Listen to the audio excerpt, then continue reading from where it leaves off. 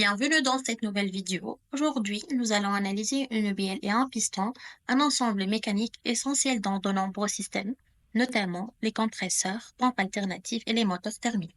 En prenant l'exemple d'un moteur à combustion interne, la bielle qui relie le piston au vilebrequin, elle convertit le mouvement linéaire du piston en un mouvement rotatif du vilebrequin. Ce mouvement permet de faire tourner les roues du véhicule. L'objectif de cette simulation est de tester le comportement de cette bielle sous différentes conditions de charge et de fixation pour évaluer sa résistance et sa fiabilité. Dans cette simulation, nous allons appliquer le matériau acier 1020, ensuite définir les interactions, appliquer les contraintes et les charges, et puis on va appliquer un maillage adapté, identifier et analyser les contraintes et les forces. À travers cette étude, nous allons vérifier si la conception est fiable ou s'il faut l'améliorer. Et c'est parti, on va commencer une nouvelle étude statique et puis on va appliquer le matériau, l'acier 1020.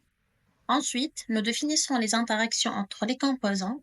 Ici, nous allons utiliser une interaction de type contact pour garantir un comportement réaliste lors de la simulation. Maintenant, pour simplifier notre simulation et la rendre plus efficace, nous allons remplacer les connecteurs mécaniques par des connecteurs virtuels. Commençons par le premier connecteur. Il est remplacé par un connecteur à copie. Il limite la translation et la rotation, permettant une articulation fluide sans déplacement excessif. Connexion type distribué. Il est en acier allié et avec une contrainte de traction de 500 mm². Passons maintenant pour les deux autres connecteurs. On va les remplacer par connecteur à boulon. Il est standard avec écrou, comporte un frottement et préchargé à 2,5 Nm pour simuler le serrage réel.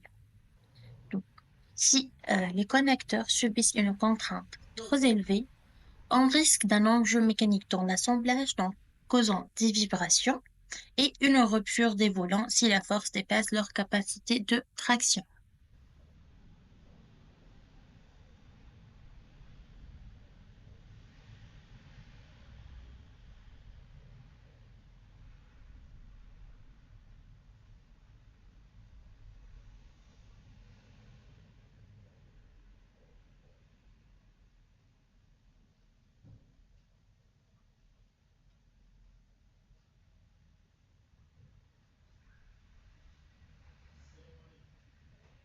Voilà, après avoir défini le matériau et les interactions, nous allons passer à une analyse plus poussée en appliquant des contraintes et des charges spécifiques. Donc, on va appliquer une force de 3500 N sur cette phase. Cette force simule la pression exercée par le piston sur la bielle lors du cycle moteur. Elle va générer des contraintes mécaniques et nous aide à identifier les zones critiques. Maintenant, à la fixation de cette partie avec une seule liberté circonférentielle, cela signifie que la pièce ne peut tourner que d'un seul sens, reproduisant ainsi les conditions réelles d'un moteur, et cela nous permet d'étudier les efforts internes et la réaction du système sous contrainte.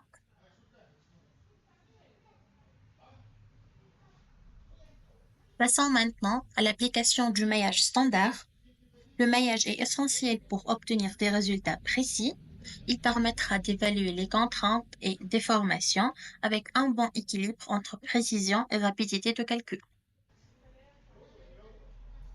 Voilà, tout est en place. Il ne reste plus qu'à lancer la simulation et observer le comportement de la bielle et du piston sous contrainte.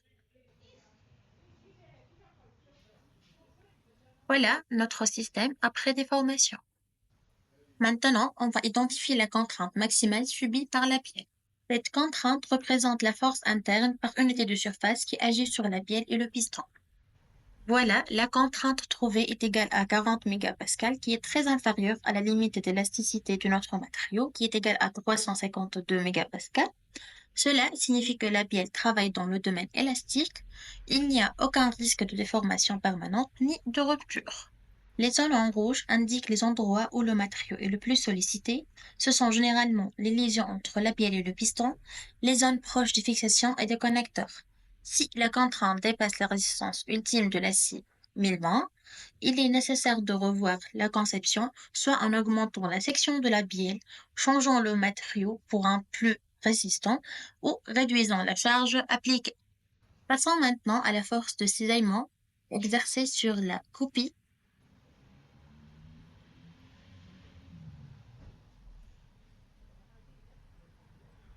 Elle est de 1,2867 newtons. Elle est très faible. Même si on convertit en contrainte de cisaillement, elle reste négligeable par rapport à la limite du matériau.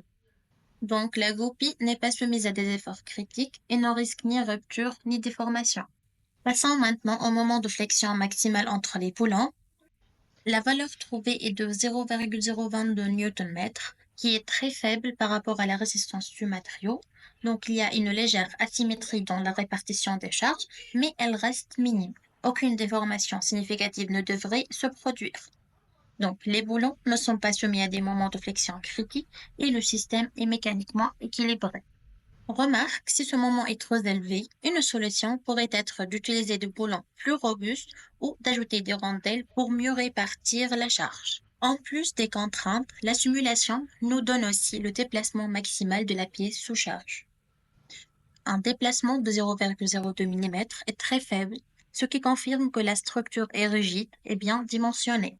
Aussi, cela indique que la bielle ne subit qu'une très légère déformation sous charge, donc le système conserve sa géométrie d'origine, sans risque de flambement ou d'affaiblissement structurel. En conclusion, qu'est-ce que cela nous apprend? Si les contraintes restent dans les limites admissibles, la conception est satisfaisante et la bielle et le piston peuvent supporter les charges appliquées sans risque de défaillance.